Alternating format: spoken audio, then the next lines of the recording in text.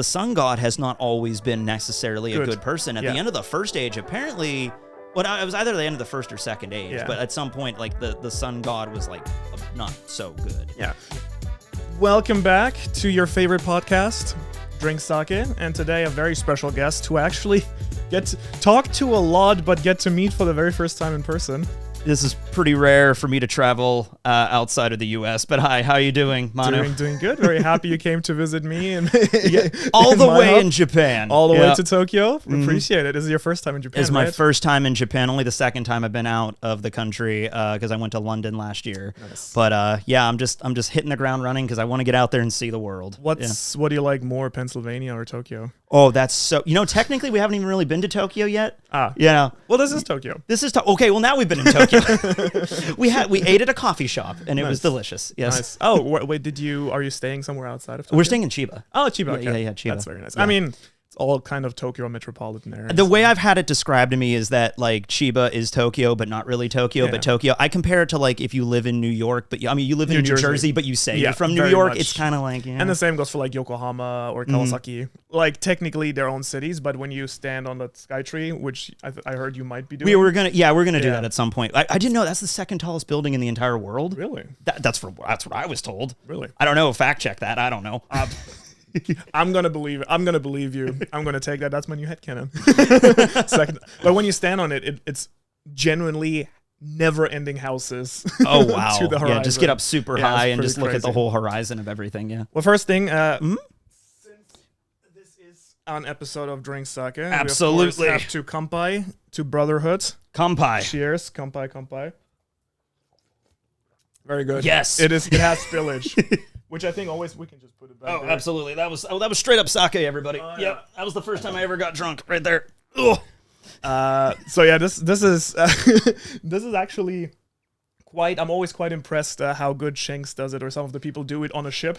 Oh yeah, because just now we are not on a ship right now, and I spilled that all over. I mean, myself. don't feel bad about it. Like I think the first 2 times I used it, I was like spilling half of it all the time as well. So and then you have Jinbei that has like a giant one. Yeah, the biggest one. The biggest one. The greatest thing is when Oda finally did the SBS on like how much the Straw Hats can handle their liquor, their booze, and Jinbei just better than Zoro, better than Nami, and it's like that makes sense. That makes he's a lot boss. Of sense. He's a lot of body mass. Yeah, you know what I mean? He's also I guess like an older gentleman if we take Brook out of the I think Brook, well, from what we've seen in Elbaph, Brook can get pretty toasted, but Jinbei handles himself where pretty well. Does the liquor go is the question. Yeah, I did a whole into the bones. I did a whole video discussion once on how Brook's body actually works. He is an abomination that should not exist. He's channeling the power of the underworld. Yeah. Quite legitimately. An abomination. All right. So another little thing that I like to do with guests. We have cards. Is, from the One Piece trading card game. Oh, okay. They did a really fun one-time collaboration with the live action.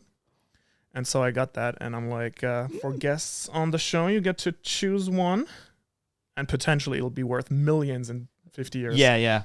I'm going to go with this one. No, this one. All right. Okay. Ooh, I got Inaki. Oh, I think you got the special one because the other ones are all blue. Oh, there we go. I got the gold Luffy. one. Awesome. Yeah. I didn't even know these were okay. It's only in Japanese. Yeah. Yes. So I've been every like Tuesday on Twitch with Briggs. I'll play the One Piece. Oh, the One Piece card game. Yeah, we're How have almost. You been liking it? It's fantastic. Yeah. We went through each of the boosters. We're doing like a sealed kind of format. Oh, nice. And then we went through 10. I think 11 is out now in Japan. Yeah. So we're cycling back, and we were tied, and I think he's in the lead right now. So it's neck and neck. We'll see where it goes. But I'm really it's super easy to pick up. Yeah, I've been playing a little bit more recently. One of my buddies, Jacob, got me into it a little bit. He brought me some booster packs last time. Very for the last 2 years or so, very deeply in Magic the Gathering. So I've been trying to stay away from another trading card game. And also, I will say, initially, when it first came out, the trading card game left like a bit of a sour taste in my mouth because that was still when it was like super unfinished and they had like the anime screenshots and everything. Oh yeah. Now it looks amazing. Fantastic. I first saw it when we were at Anime Expo back in 22. Oh yeah. And it's like they were having a setup thing where you could sit down and kind of look at the cards and play them originally. Even in my area, which is in the middle of the country in Pennsylvania, it's hard to get the cards. You know, a lot of game shops around here just won't stock them, and it's super popular. It's been getting a lot bigger also in Japan, I think. So yeah. Oh, maybe you can. I guess is that a commander card? I'm not sure. I'm not sure. It does. Yeah, it's a leader. Yeah, it's a leader. Card, right? So yeah, there we go. See, there you go. Thank you so much Hold for the that. golden Luffy now, of course. Hold the golden Luffy. Well, we barely have anything to talk about, obviously, because there's barely ever anything new in One Piece. Yeah, no, I don't know. I mean, we could talk about Bleach if you want. Yeah, let's do that. See what's up with Anime that. was pretty good, but no, I think there's a lot that has happened since when we talked like in October. It wasn't too long ago, but it was probably around 6 months ago. I'm getting older. Time goes by faster for me. It's really bad. I'm trying to be 32 next week. It's crazy. Happy birthday. Yeah, thank you. Early happy birthday. Yeah. Yes. It's your birthday week then next week. Yeah, I would probably on a plane actually. Okay. It's actually I calculated it out. My birthday is going to be like 41 hours this year just because of the time difference. Sweet. More cake. Yeah, More just cake. really enjoy it. Yeah. I will say, like, I feel a week once you're like in your late 20s starts feeling like nothing.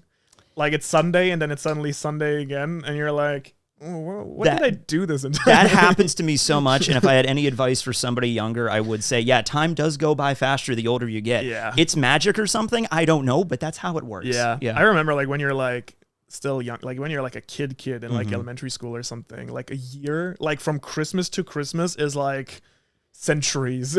So you grew up in Europe, right? Yeah. Okay, so we had summer break, and that's just 3 months out of the year, and it felt like an eternity. It felt like that's forever. And 3 months is actually now crazy. it's been twice that since we last spoke, True. and it doesn't and even feels feel like like it that. was like it 2 feels weeks like ago. 2 weeks ago. Yeah, For real. Yeah, crazy. But yeah, we had a lot of great things that we can talk about. I think the entire Harley mural thing, we were already chatting a little bit about it. That happened since then. Casually, Shanks having a brother being dropped in. Yeah, just all of a sudden, new brother DLC just drops, See? and now we're just expanding Shanks' family. Right. Yeah.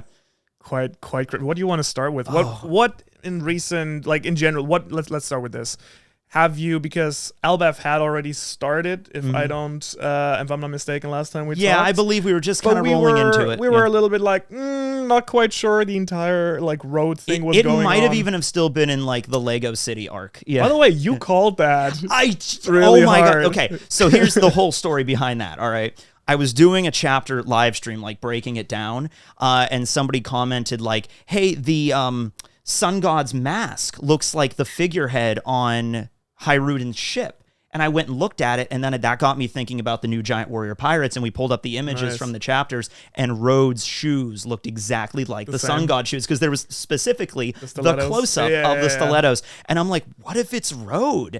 Made a video about it. People were like, nah, I don't think it's Rhodes. And then it happened, and I'm like, okay. Yeah, I saw the video and I was like, yo, Matt has some insider info. Just like, it's Rhodes. I'm like, yeah. I was sure you have the bug installed in Oda's office. I'm going a little bit too far with it now, because now that the one that we haven't learned most about is Goldberg. Oh, yeah. And we learned a little bit more about Goldberg's shield and everything. So I was like, what if Goldberg turns out to be the real traitor? I'm very happy I don't to think start. so now, because we learned a little bit, but yeah, I mean, because I was from the day that we met Loki, I was like a little bit maybe over the top, but I really felt like Loki was going to be a good guy just based on Luffy wanting to talk to him and wanting to free him. So I think I was very early on the train, like, okay, well, if I want Loki to be a good guy, then I guess Harold must be bad, which now seems to be somewhat true. But I was also thinking that maybe it wasn't just Harold, right? It was like I think Jarul has been a little bit of a sus character. Oh, Jarl, yeah, he is totally like, people have just been saying that if you pull that sword out of his head, like that's stopping his memories or something. You pull it out, and then all of a sudden he'll be like, he can remember something. Yeah, either like that thing is just whatever it is, or it's he's like not the even only real or something. survivor other than Loki that got into the battle. Everybody else died except him, right? Yeah. And so I don't know. I just always felt like, okay, why like. Again, Loki seems to confirm that he actually fought and potentially killed his father. I'm sure Loki did kill Harald. But I would not be surprised if Jarul was maybe the one who killed everyone who witnessed what actually went down. That could have went down too. How did you feel about his comment about the older woman thing? Yeah. Just because that the chapter was called that, and it seemed like just an offhand comment, and it didn't seem to connect to anything in the chapter itself. I personally feel like that, I mean, we still don't know if Kaido and Big Mom are actually dead. I don't think they are. Yeah. Maybe they're not, but I think either way, even if she is dead, I think that the entire arc will come back to play a big role. It's already been mentioned a bunch of times, and I think the shield was actually really interesting because I think it would not make sense if that was one of Big Mom's homies, because Big Mom like the incident happened, she probably ate Mother Caramel, got the fruit, and then she was basically immediately exiled. So she wouldn't really have had time to like bring a shield to life. So it makes more sense if it was Mother Caramel, right? Well, I've also, that makes sense, but I've also been seeing it as like the giants attacked later. Like, because you have to understand, because of how long giants live, you have 63 years to work with here. There could have been like 40 years ago, the Giants were like, we've had it with Big Mom. She's getting too powerful. We need to go and just stop her once and for all. And then that was the event. And some people are even saying Goldberg's shield that he mentioned, it was his father's. The soul that used to animate it is his father's soul. Oh, that's interesting. And the souls, the homies, do not remember who they are. Right. So it's like, so that could be cool. Also adding just to the wrestler motif of Nash. So Kevin Nash. Very true. And then Goldberg is also the name of a wrestler. I've been told that. I'm not like big in the wrestling world. Me neither. Yeah. I think it's interesting. I mean, there is in general some timeline things that I'm very curious about. Like, we now know that Rox came to Elbaph. Yes. But then the question is, well, was Big Mom with him at that point? Because it would be kind of awkward if she came back to Elbaph suddenly, right? I think a lot of people are like tired of Big Mom at this point, because we had 2 big story arcs where she was featured very prominently. But Elbaph is so tied to her. I don't know. I feel Don't you feel like, maybe this is me personally, I think Big Mom has been aging better, like fine wine as a villain. I think I remember during Whole Cake Island, people didn't really vibe with it. Now I think most people want would to agree. see her again in Elbaph. I just feel fantastic. like a lot of people don't want to see her back again. Well, even if she herself doesn't come back, at least the entire story arc that we got involves her. References. We still have to learn about the whole Loki and Lola thing as well, and how that connects back to everything. I'm very curious, again, like bringing it back to Jarul too. Like the idea that no one on Elbaph knew that Mother Caramel was basically running a human trafficking ring from the island seems a little bit weird as well. Right? So you could just say they're naive, but at the same time, like, I mean, she was really good at her job, maybe, which I suppose she was. She was able to do it for so many years, but still to pull the wool over everybody's eyes like that, I feel like someone must have been in the know, and then like Jarul and his brother were very suspiciously very present in that entire flashback. Oh, yeah, right? absolutely. But then you also have to think King Harald was around at the time. Sure, yeah. And people are wondering, myself included, was he evil, or was he just very naive? Like, I want to open up Elbaph to the world government because that will help us. Yeah. And he was just getting played for like kind of like a sucker. And or the government was taking advantage of him with like, oh, he wants peace. He wants to open up with us. Okay. It's very I'm very curious how that's going to play out, and depending when this video drops, maybe we'll know more. But I thought it was kind of interesting that we got this offhand comment from, I think it was Summers, visiting the grave. Yeah, visiting the grave, but also like why did you have to mess things up? And the question is that too. Like, I almost read that as maybe Harold originally struck a deal with the world government, but then kind of went in a different direction, because my original theory was always that, like, everyone's like, oh, like, isn't it nice that we're now living in peace, and everyone's like growing up and like going to school and everything. And even though in like most other arcs in One Piece it feels like that would be a good thing, I kind of felt like in Elbaph it's been portrayed as a bad thing, and it was like almost like, okay, has he been almost weakening the country from within? That's the idea, right? Isn't it? Yeah. But then I feel like in the latest chapter that we've been reading as of the recording, which is 1146, 46, right? Yes. I believe so. Yes. Yeah, as of recording, it's numbers. 46. Yeah, numbers are a thing. I'm pretty sure. Or is it for that? But I do not remember actually at this point. Well, we basically get this comment, right, that you know, there was some connection, and Summer says, why did you have to mess it up? So I'm almost wondering, and he's also looking down on like the school and what happened to the big warriors. So like that kind of speaks a little bit, I think, against the idea of trying to weaken the country from within. It sounds more like the world government wanted Elbaph as like a strong army, the on warrior their side. nation. Yeah, I mean, that's the idea, is that the giants at full throttle are the strongest army in the world. Yeah. And we also have this like clash of generations things Oda's portraying so well now, where it's like we have the old school warriors like Jarl and even Dorian Broggy's life, and they're like, well, they're a little bit separate because of what they've been up to, but still they're very much all about that warfaring lifestyle. Then we have like the last warrior generation, which would be like Hyruden and Road and everybody. And then we have the current like Gen Alpha of Elbaph that are like just the kids growing up there that are like, we don't like to quit being mean to us. Don't say those words. Those are mean. The Elbaph snowflakes. Yeah. And it's like, you know what? I mean, that's generations, you know, just going from like, you know, like my grandfather fought in World War II. Yeah, I talk about One Piece on the internet. You know what I mean? It's like a very different cultural thing at the generational gap at that point, right? No, I would agree. I think I'm very curious to see where it all goes to.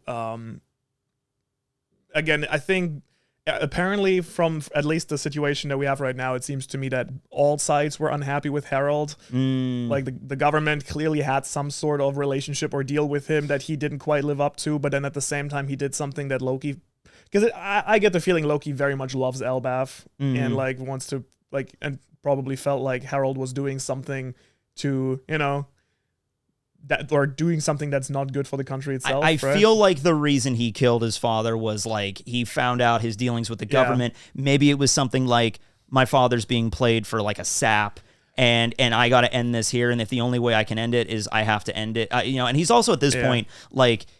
I have the idea that like maybe the reason he's tying like the cloth around his face is because it's easier to lie when you can't see like into somebody's eyes. You know what I mean? Because he's had that ever since crazy devil fruit. It was power. Even before he fought rocks. True. You know, so it might have been even before he had the devil fruit power. That's true. But like he's like, well, the whole country already thinks of me as like an accursed prince, and they blame me for everything already. Yeah. So whatever, I might as well live up to their standard. Because a lot of the stuff that they say Loki was guilty of, like his mother passed away when he was born, or like the royal steed died. Yeah. It's like he was like 5 months old when that happened. It had nothing to do with that.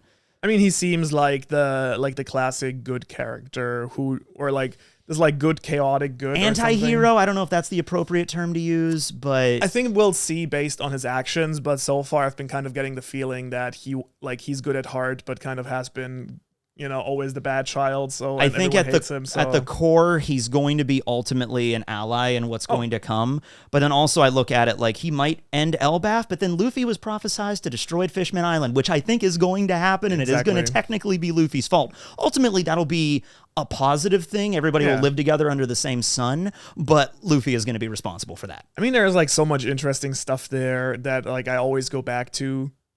Even with the entire like current plan of, you know, the world's gonna get flooded, and I think the easy to go answer is always, well, it's Emu now, it must have been Emu back then, and Joy Boy was the good guy, and then he tried to stop it, but we don't know that for sure. And Vegapunk says, directly kind of even says like, don't. I feel like that was Oda speaking directly through him. Like, if you think this is a story that's just good people, bad people, and that's it, oh no, this is going to be way more complex. And I think there's actually like a lot of at least potential hints and evidence in the story that it might have even been Joy Boy who, whether that's on purpose idea, or by accident, flooded the world. Yeah, Joy Boy, or by accident, or by like he needed to do it somehow. It had something to do with the promise with the original, not Shirahoshi, with the original Fisherman. Poseidon.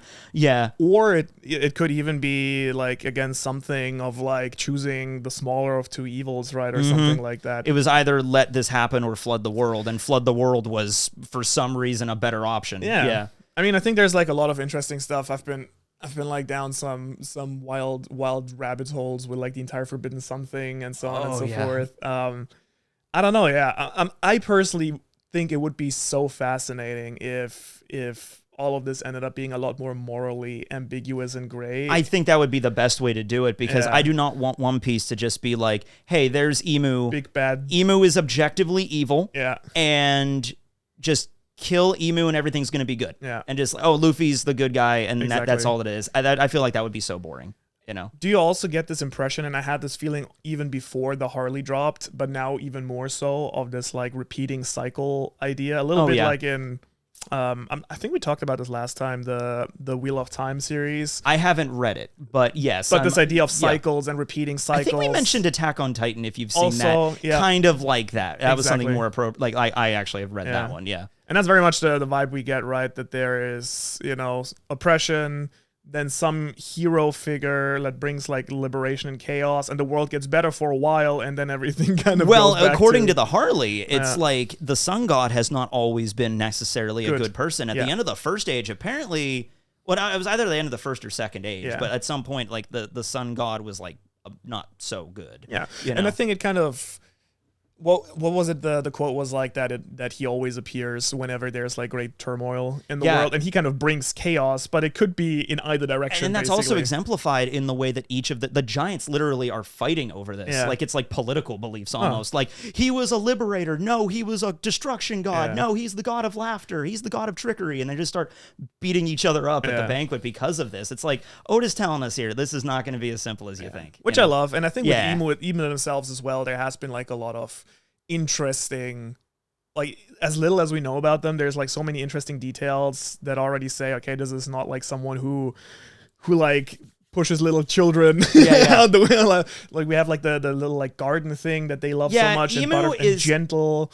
Ultimately, I think pretty evil, but like but ultimately that's where they're at now. But maybe that's not how they started, and because if they are 900 something years old, that changes you. I watched it because the dub came out recently, and I got to hear Emu's voice in the dub, and just that sounded pretty bad. The synthetic was like it was the voice effect thing they did in the original. But I'm just watching this like. Emu sounds like such like a drama queen in this. Sounds like such a diva. Like, spare me your questions, Cobra. I will not answer paltry things. You know, I'm just like, a lot of drama coming from Emu. I'm kind of curious. I wonder if, you know, it'll be the same thing that we've seen with a lot of One Piece villains, where like Crocodile and Big Mom and Kaido, like all of these characters in the end wanted to make a better world, but their idea of what that actually looks like was really twisted.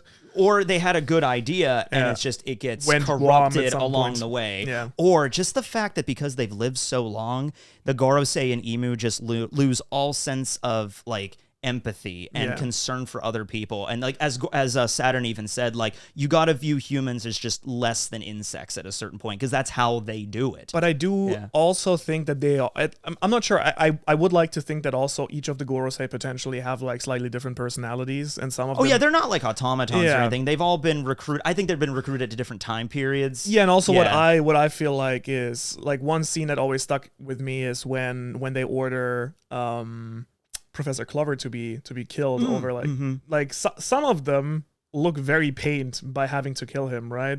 So there is definitely this feeling of we have to do it for the greater good or for the interest of the world.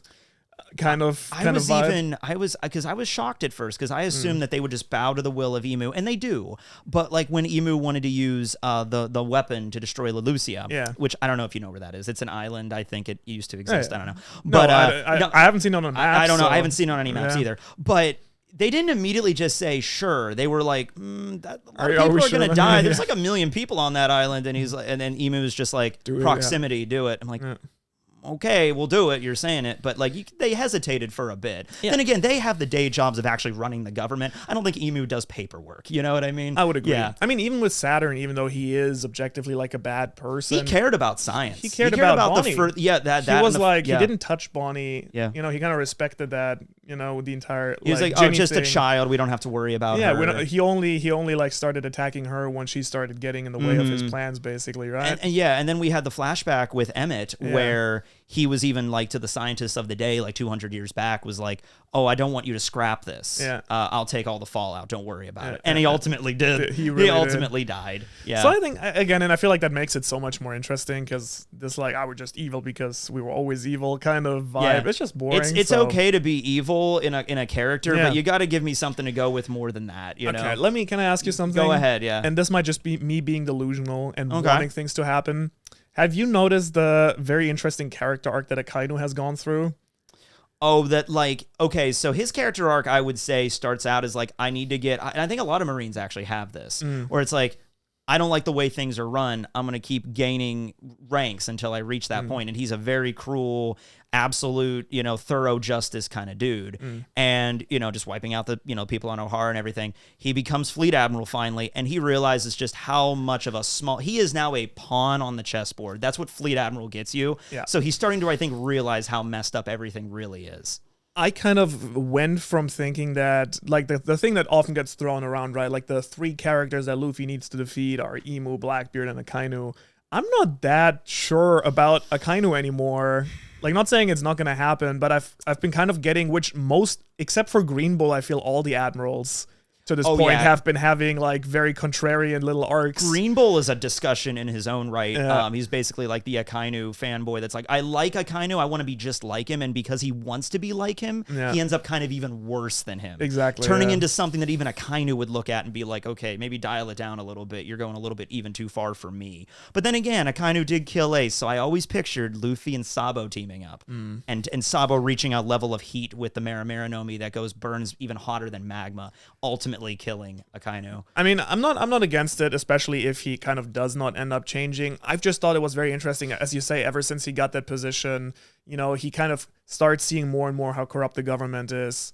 He we even now get these moments of like where he's like, oh, I'm not gonna send troops to Wano because like I'm not gonna sacrifice. Like yeah. He didn't used to have a big problem sacrificing Marines before, but now he has a new job, and now I think he starts to realize it. And the biggest thing was the Kizaru scene for me, where he actually that was a powerful right, one. And I'm like, ooh, the scene where he tells him like Kizaru goes off on him basically. It's just like, hey, he's like, I'm sorry. You get your ass down here and you tell me what to do, right? You look around and see how this is and after you killed friends. your best friend, and I kind of even says like, I'm sorry, brother, and that humanizes him a little bit more in my eyes. The idea that like you have the moment with Kuma when he comes up and he's like, oh, just a cog in a machine, but I'm like, are you talking about Kuma or are you just talking about yourself? So I don't know. I think there's at least potential that, and again, for everyone but Green Bull so far, we've been getting this, that many of the admirals might in the end actually flip potentially, and that doesn't mean they will definitely do that, but I think there is at least, like, Oda's at least giving us this seed of uncertainty and doubt for all of them. I want to add the one thing when Kuma did fight against Kuma there and he says the cog thing, the idea is that he is basically the guard dog for the gates of Marie-Joie. They're using the fleet admiral for that. Not Kong, not the God's Knights,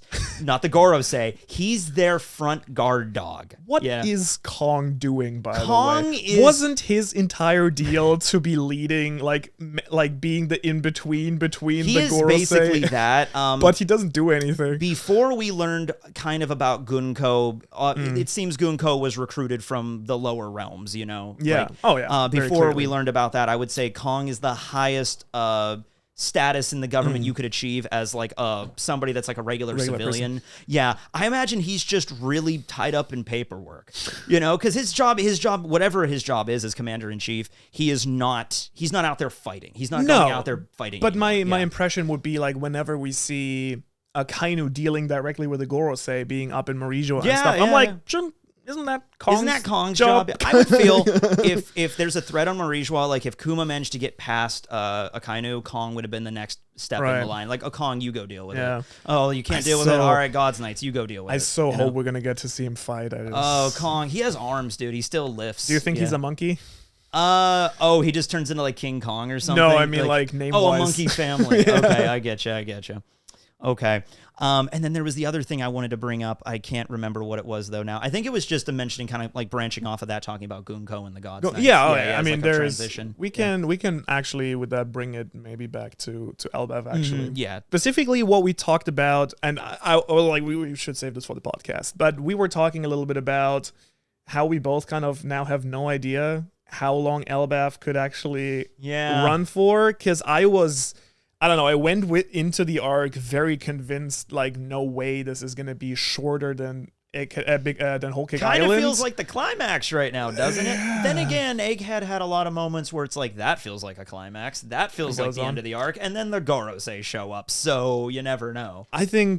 So my feeling was always that Elbaph has as much, if not more, lore and deep connections to offer than Wano, and the fact that Wano ran for 4 years, 150 something chapters, right? I was like, it needs to be at least something like 2 or 3 years in Elbaph. But yeah, as you say, like it kind of boils down probably to whether the Holy Knights are the big final threat, they're the final threat. The enemies are not. They're also, and this is something that got brought up at the beginning of the arc and kind of everybody's not mentioning anymore, the whole like don't linger in Elbaph too long. So that might be Oda setting this up, like if we gotta move quickly from Elbaph to somewhere else, this is the reason why. One of my team members had like a really interesting theory that I like quite a lot, is the drawing the Straw Hats as ants and everyone else kind of as normal, or the other way around, is really fun at first and then gets old really fast potentially, and it might just be Oda wanting to not having to do that the entire the time. Scale of everything might be a little bit because I mean, might get a bit annoying. Yeah, it might get kind of annoying to stay there. I don't know. What do you think's the reason why you don't linger in Elbaph too long? Oh, you mean the Louis R. Note excerpt? Yeah. I mean, I like the time warp idea a little bit, but I feel like that's been a little kind of disproven at this point. It's interesting because it's like if there was anything major why they would not want to stay long, you think somebody would have brought it up. Yeah. Like Gerd would have been like, by the way, humans age faster here, so just letting you know. Yeah. You know. I don't know. I think it might have also just been that it used to be a war-torn country. Yeah, and then you could just die. Most humans aren't strong enough.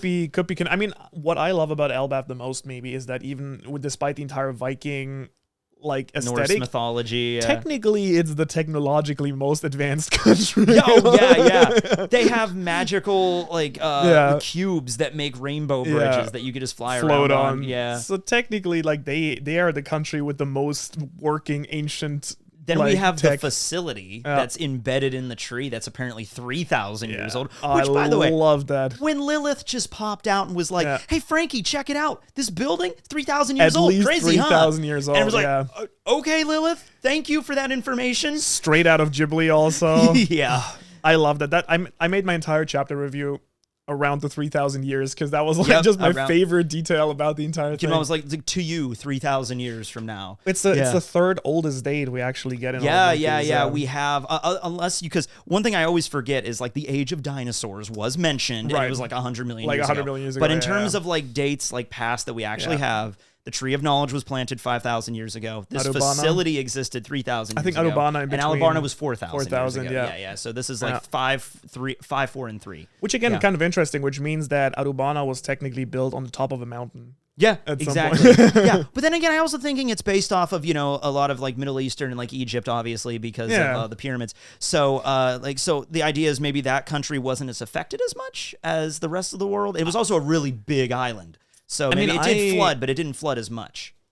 I would just think that like for Elbaph, the same as all the other countries, most of it is underwater. Yeah, exactly. But, like that was just built. But the palace was built on top of it. People have said that like maybe they built it off top of another palace. And by the time we got to Lily's time period, which was Void Century, she didn't even know what was all about this. Exactly. And by the way, I love the fact that the Void Century has been the main cause of like where all this stuff came from for most of the story, and now Oda's like, oh, Void Century, it goes even further than that. Don't worry, Void Century is not the end all be all.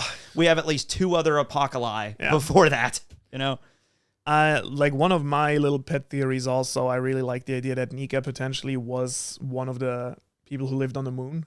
Oh yeah. And the entire idea that like they came down and the ancient weapons aren't actually weapons. They used to be used for terraforming because it was mentioned in the cover story that they ran out of resources on the moon, which makes you wonder: were they from the moon originally, or did they travel there from a foreign star? And then they settled on the moon, and it's like, okay, we ran out of resources. Well, let's go down to Blue Planet and let's try to terraform that place and make it habitable. And I mean, even the entire the robot is at least 3,000 years old. Like, did it just come down from? Like, you're talking about the one in Elbaph? Yeah. So are you sure it's a robot? I thought it was just some kind of a big building. Oh. I'm not sure. Yeah, I know it had something that looked like eyes, but it might not. It wasn't the same kind of robot as Emmett. That's Did you see the comparison between that and the ancient robot from Nazca? I haven't. Oh, really? I have to look that up. I have to check that out. Oh, yeah. Quickly find that. Maybe we can put it up on screen here while I try to find this. I did see that the facility. A lot of people pointed out that like the stairs in that place were definitely designed for giants. Yeah. So the idea is giants maybe used this place 3,000 years ago, and then they stopped using it. Yeah. Maybe some other giants took over, and then they left. Because I love studying history. So like if you learn a lot about history, it's like these people used this building, and then they left, and then these other people used it, and that continues for thousands of years until it just is permanently abandoned. So it's probably what happened here. This looks almost exactly like the panel in One Piece. Okay. So this is from the Valley of the Wind. Yeah. Okay. Yeah, I can see the comparison there. And let me see if I can find the panel for One Piece. What chapter? Cue X-Files music. We're gonna get to the bottom of this. 1144. 3 or 4. I'm feeling 4. I'm feeling 44. Let me see.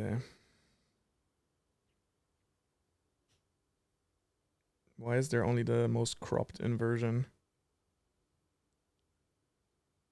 Don't we have a bigger one? There we go. Then again, it was fairly new, so yeah. Okay, yeah. It even has the same mushroom. I don't think we see it here, but so I thought that was really interesting. It's a really. I think it was an actual robot. You think it's a robot? Yeah. Okay. With that new information, I'll see. I'll consider the options. Yeah, I gotta check it out again. I don't know. I personally would like to think that, and again, I think we do know from the first world we had a very technologically advanced country already, right? And it's the question of like, was it our world or not our world, but technology contemporary to our world, right? Yeah. I mean, I think we talked about this last time on the podcast, and I love bringing this up again, the Wheel of Time parallel. Yeah. Where you kind of get hints throughout the story that this used to be our world, and it's kind of technically a sci-fi story, and humanity evolves, and what now looks like magic is technically. So that's Wheel of Time. There's that trope it's been in a couple of other properties I've read. Absolutely. I even brought it up in a video. There's a book by Gary Paulson, the guy that wrote Hatchet. Yeah. Called Transol Saga. Oh, yeah, exactly. It's a great book, and it's about a kid that gets teleported to a different dimension, and he thinks it's a different dimension, and then he finds like a Coke bottle in the ground, and it's like, oh, it's our world. Yeah, okay, cool. Just in the future, yeah. But yeah. Kind of post-apocalyptical. Yeah, I mean, I could totally see that. I think it's pretty cool. And then, because like, there's also the idea that like, did you know there's a parallel to Pokemon in One Piece? Really? Yeah, it was mentioned in an SBS. There's like a I can't remember what it's called, but there is a comparison to it. Now, is that Oda just playing fun and having fun times with it, or is it like, I don't know? It's like Fire Force and Soul Eater being connected. Yeah. Oh yeah. And I'm actually, by the way. Oh yeah, let's I go. got the Soul Eater band. Yeah. No, I'm super excited. Do you think the big monsters that we get to see in the mural the MMAs, the mixed martial artists? Yeah. Exactly. No, I mean the Hellfire Serpent. And the ones in the mural, not the nightmare creatures. Okay, there's so many giant monsters in One Piece. Yes. So I originally looked at those things and immediately thought, oh, these are the ancient weapons. You see a dragon creature, that's Uranus. You see a sea serpent, that's clearly Poseidon. You see an evil devil, that's clearly Pluto or Pluton. But now looking at it, it's like different things of what they actually are. Like they can actually be referenced to a bunch of stuff. I pointed out that the dragon one and the sea serpent are like spitting fire, and they're kind of going like, it's like, are they passing them between each other, like the different ages? It is extremely unclear if those two are collaborating or fighting each other. Yeah. Oda knew what he was doing with that mural, man. Yeah. He's like, we're looking at that. I even just said to my audience, like, get used to seeing that mural for the next 3 years. Forever. That's going to Till be the end of the story, we're probably. going to be referencing that mural. Do you think Frankie was standing in front of something? Oh, that's the question, isn't it? It's just like Frankie just moves, and there's actually a character at the very bottom just looks exactly like Luffy. It's a little doodle that looks just like Luffy. It's like, oh, okay. It's like the little like, hey, from the filler. I don't know. I'm pretty excited. I think it would be cool, for example, if the legendary fruit of Elbaph was potentially, like maybe the Hellfire. Yeah, we just want to go mythical zone with it. I know we've gotten a lot of mythical zones from Wano, and everybody's kind of zoned out at the moment, but like, if it's a good one, it's a good one. We'll take it. Yeah. Do you think there's a chance that like One Piece goes full Attack on Titan with it, and the Hellfire Serpent is the red line, or it's inside the red line? So I mean, it's been mentioned before that as far back as Little Garden, when Dory and Broggy were using their weapons, they mentioned there's one thing in the world we can't break with this, and that's the great blood-soaked serpent. And I'm like, that screams like the red line to me. So the Giants have tried to destroy the red line before. I'm at the moment thinking it's more metaphorical. And that it is just like the red line is not natural, but it wasn't a living thing. Unless you want to do a thing where it's like it was a living thing and it like fossilized or petrified at some point, and that's what we got. Or someone buried him. Oh, yeah. Also, Lunarians coming down from the moon. They might have been the first people from the moon, and then that's where they inhabited. Because they were the original gods. They were the original gods during the Void Century before the government showed up. But like, when did they first show up? It goes back even further. Were they the gods 5,000 years ago, or were they? It's kind of again. I interpreted like the mural, like that what looks like the Arc Maxime. I thought maybe that is the Lunarians coming down. It could have been that. I mean, if anything, that cues up that Eneru's coming back soon. Yeah, at least I feel that's what that means. I polled my audience on how excited they were, and they were not that excited about for Eneru. Okay, Eneru can be a bit of a. he's a bit of a spoil sport, and there's just like he's very arrogant and narcissistic. And I can see how character. That, in terms of like really bombastic One Piece villains, Eneru, in terms of being interesting, ranks a little bit lower. I don't know. I think it would be so fun because he is someone who could very easily be scaled with the currently, yes, like power levels there. Yeah, I loved when this was back during part 1 of One Piece when Oda said, "Oh yeah, if he was a pirate on the Blue Sea, Eneru would have a bounty of 500 million." Yeah. This is before I think Luffy had Luffy still had a 300 million bounty at this point. So it's like, whoa, he's really strong then. But he specifically says, Oda says, he would not rule the Blue Sea. There's people that are way stronger than him. Yeah. It would be nice to see him, though. It'd be nice to see him pop back in again, see what he's been up to. He has an army of robots, so that's cool, I guess. Did I talk to you about my Dyson Sphere idea? No. Okay.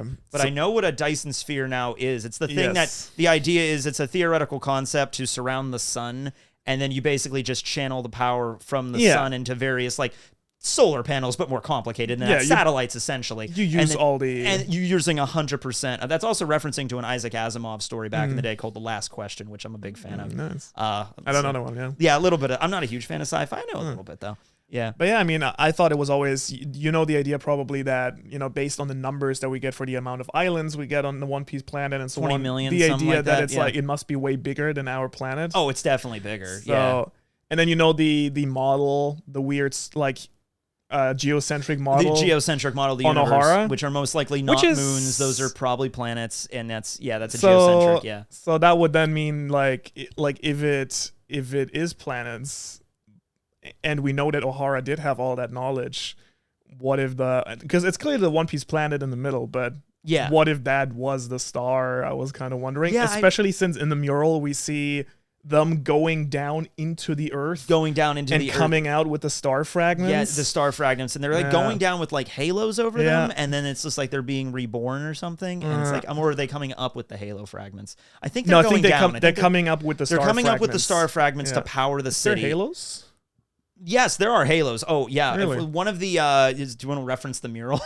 No. Yeah. But like, we're going down the one of the elevators. They are definitely wearing halos, something over their heads. Yeah. That's interesting. So many little things in that mural that I've still yet to probably notice. I think there's I feel like there's something there that I'm like just not quite puzzling together. For example, I'm pretty sure like the hole in Enies Lobby, where it's always day.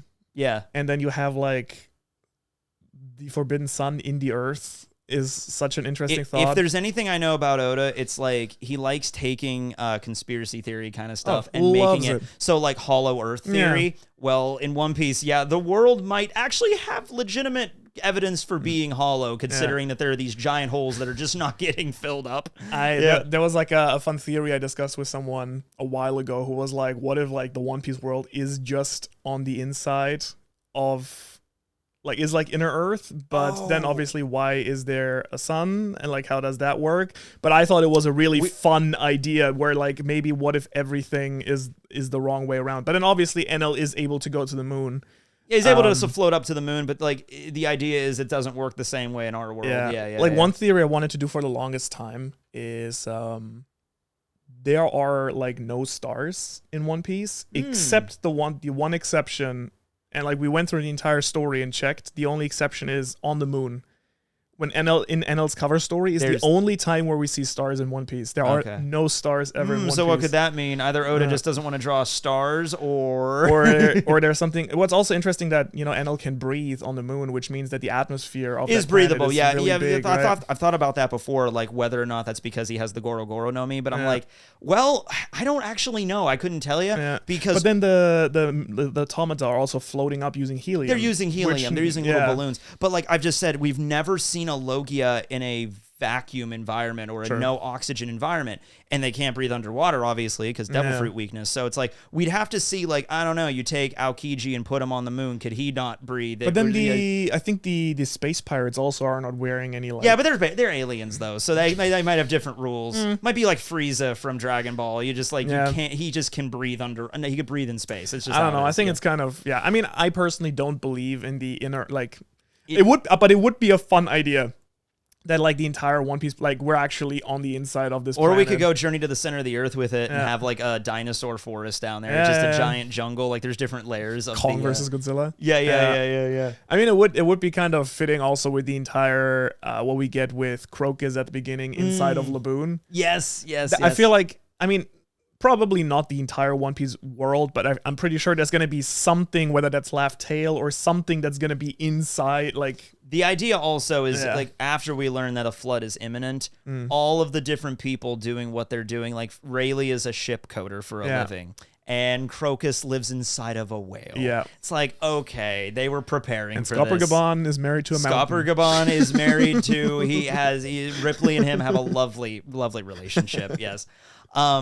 But and that just got me thinking about like when Vegapunk was saying like, why didn't the Roger Pirates do anything about this? Yeah, they just all separated and went off and did their own things. Did. Yeah. They did stuff for themselves, but they didn't tell anybody about it. So why didn't they? And it's a question. Can I give you another crackpot theory? Shoot, go ahead. So this has been like my own headcanon. Like I really like this one so much that I just have adopted it as my headcanon, and I sometimes put it into videos and forget that this is not actually confirmed. Like my idea has always been that Roger wanted to create the next Joy Boy. Like he knew he was too early, and he probably learned that like Joy Boy needs to, come about in the right conditions, kind of what Kaido also thought.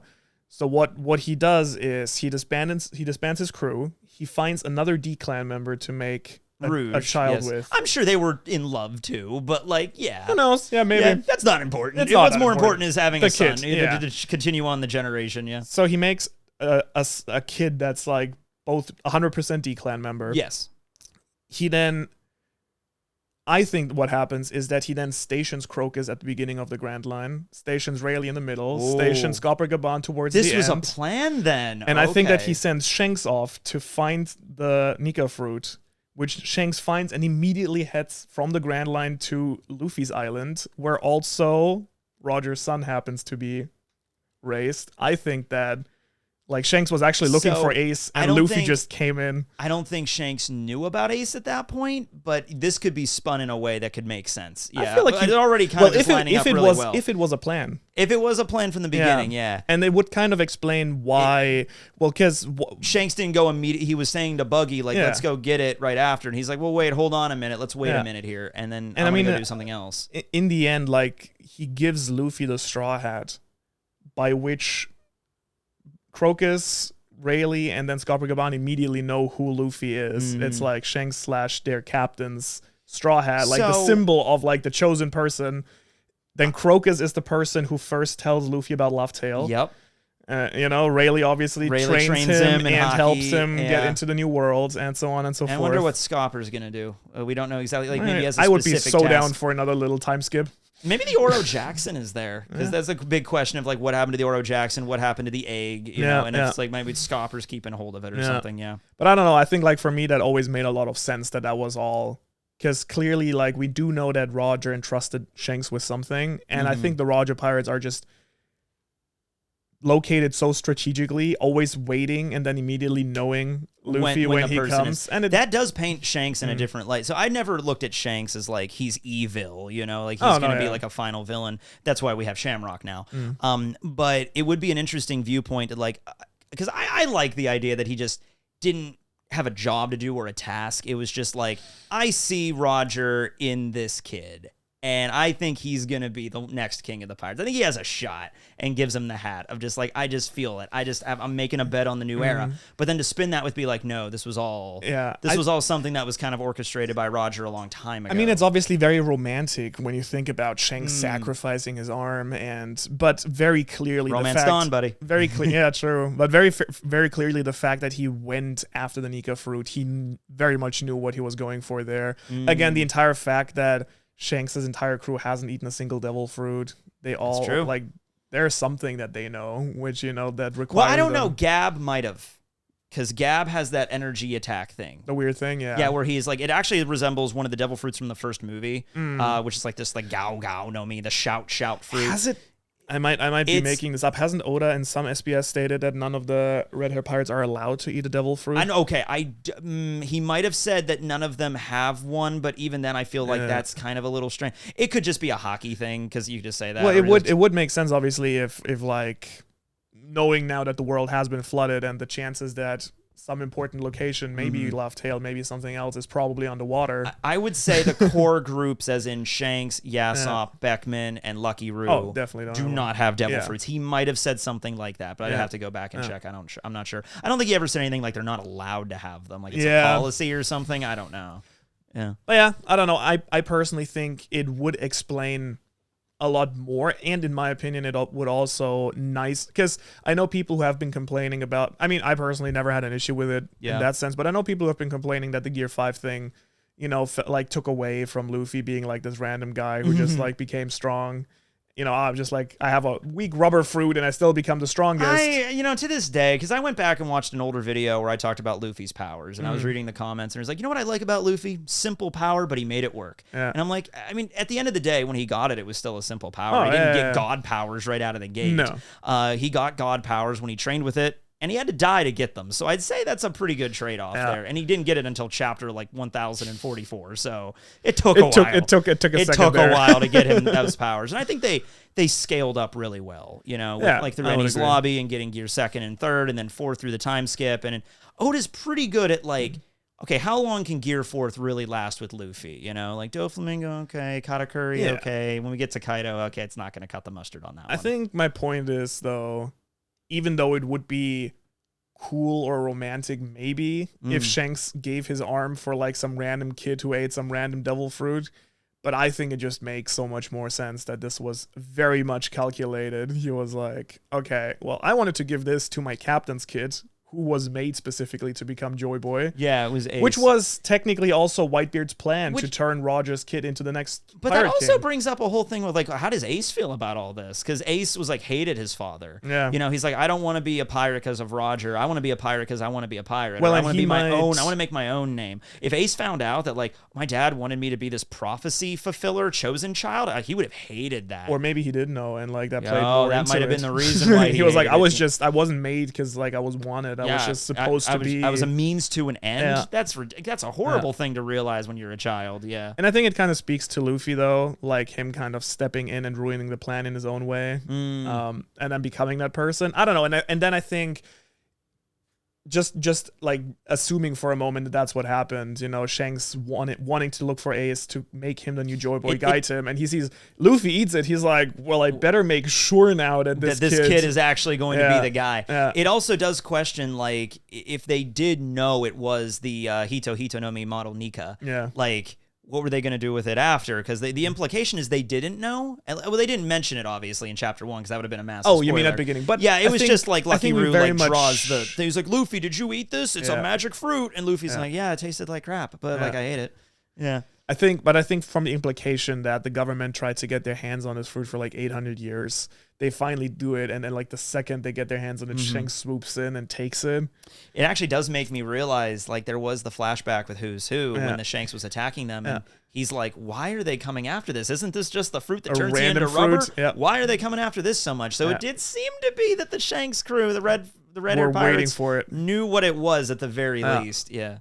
I'm kind of curious also. I think we still don't know where the fruit actually originally came from, because from context, I think we can assume that the government didn't have it, but maybe the government didn't have it beforehand, and the idea is that there were other people that had the fruit before Luffy. Yeah. It's just that they weren't able to awaken it, and it hasn't been awakened in 800 years. So the government, like, by the time people have questioned, like, okay, wait a minute, they knew after the events of the East Blue. We have a wanted poster for a kid named Monkey D. Luffy. Name of Garp, name of Dragon, and he has the ability to turn into a rubber kid, and the Gumu Gumu no Mi went missing in the East Blue all those years ago. Yeah. They should have just, like, sent an admiral taking care of it just then, you know? Right. It would be a short story at that point. Yeah. But it's like, he has it, but nobody's awakened it in 800 years. It'll be fine. It's probably going to be okay. Yeah. Well, it wasn't. Turns out, spoilers, it wasn't. Yeah. Skip ahead now. They done messed up. Yeah. They did bad. Yeah. I don't know. Yeah. I mean, I'm down for either option, but I think it's just... I think the first option is kind of... And I think like whether this is true or not, this headcanon of me of like the big Roger plan, which then, I mean, I made like a whole thing about this where like I think Roger's plan would technically be Joy Boy's plan, because Roger would have picked it up. Maybe slightly different in the terms of execution. But you know, it would be learning about it. same. It's like you're fated to have the same outcome or a similar outcome, even if you try to do it something different. You know what I mean? Well, I would also suspect though that like that plan would have been created based on what they learned from Joy Boy. Yeah, right? I get you. Yeah. From what they learned there. But that made them laugh. Yeah, I feel like it's kind of symbolic though of these like two directions that One Piece itself has been like split into, where the first option, the like kind of like no one knew what was happening, and then Luffy just came in, accidentally ate this. It's all kind of by luck. It's very like the original One Piece. Everything is kind of like fun and weird and quirky.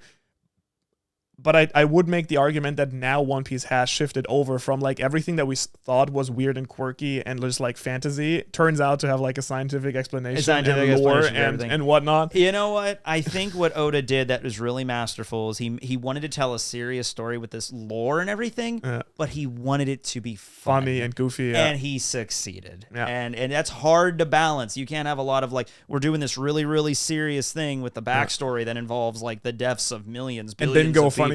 And there's slavery in this story and there's racism, but like overall it's a vibe of like, this is a journey of the Straw Hats trying to put an end to all of that stuff. You know, even they're not aiming to do that themselves, but ultimately that's going to be because of their actions. That's like the Dragon's Revolution, everything's going to save the day. I would totally agree. I think because the other, like the way that Oda did it, where it starts goofy and then like we learn more and more, like we add layers as we go. I like that a lot more. There are stories obviously who do it like right from the beginning, and we know right from the get-go it's like high stakes, and we still get the goofy moments, and then it feels a little bit inauthentic. Maybe it's fun to build. You know, I've seen a lot of manga that start off with the premise too quickly, and I get it, because in Shonen Jump especially, you gotta get moving, because if you're not pulling those numbers in 6-7 chapters, you're kind of gonna get axed. So it's like, okay, well, let's get moving, but like the pace is really important. You got to find that sweet spot of like enough stakes but not too high.